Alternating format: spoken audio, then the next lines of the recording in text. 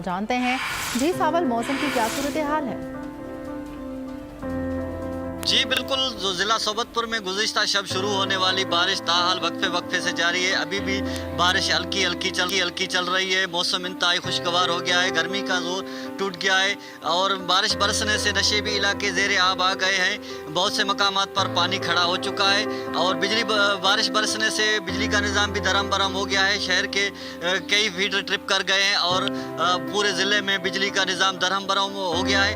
महकमा मौसमियात के मुताबिक आइंदा 2 से 3 रोज़ बारिश बरसने का इम्कान है, जबकि यहाँ पर जो है बिजली का निज़ाम भी दरम बरम हो गया है। और आप देख सकते हैं मेरे अक्का में ये मेन रोड है सोबतपुर की, यहाँ पर भी नशेबी इलाके हैं और ये मेन रोड पर भी पानी खड़ा हुआ है, जिससे यहाँ ट्रैफिक को आने जाने में शदीद